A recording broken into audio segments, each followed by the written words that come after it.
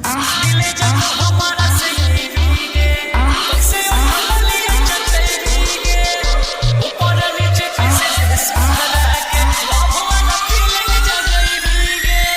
होगा भकुंडा मेला में डीजे एमके एंड डीजे सूरज की धमाकेदार प्रस्तुति। कृपया दिल थाम के बैठे। धन्यवाद।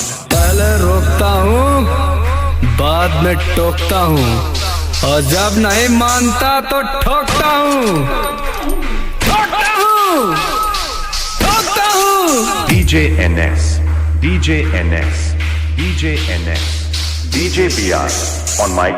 क्या हाल है पब्लिक? हाथ उठाओ अगर आज रात सोने का कोई इरादा नहीं है। आज सिर्फ रीमिक्स नहीं चलेंगे, आज यहां तहलका मचेगा बीआर स्टाइल में। आर यू रेडी?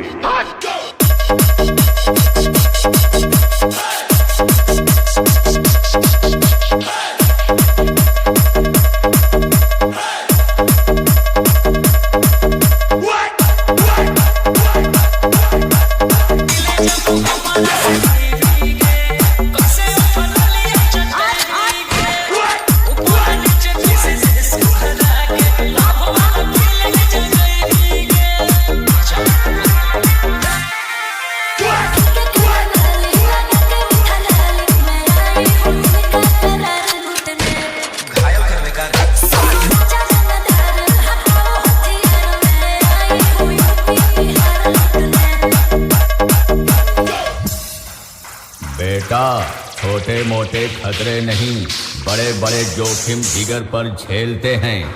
और हवाबाजी अपने औकात वालों के साथ करना, क्योंकि तेरे जैसे नमूने मेरे आंगन में खेलते हैं, मेरे आंगन में खेलते हैं। आप सुन रहे हैं डीजे समीर बनशाहा।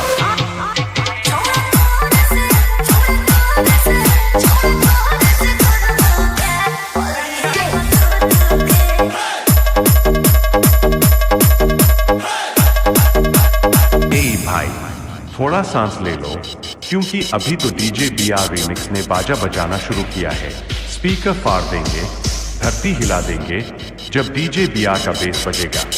कमर थम लो बबुआ, क्योंकि अब होश उड़ने वाला है।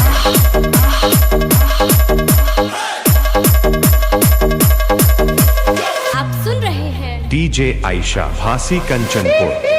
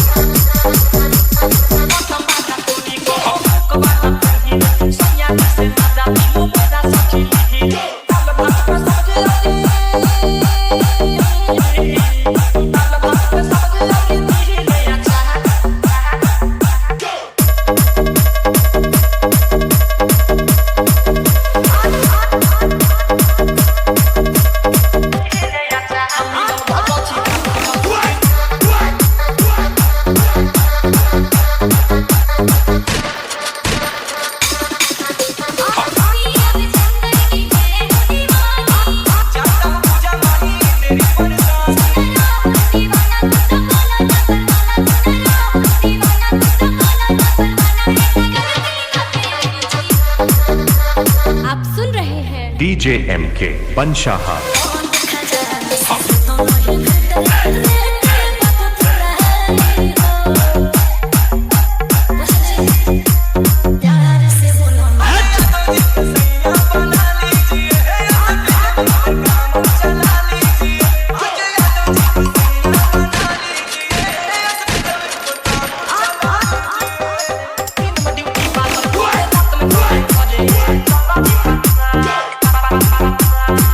Get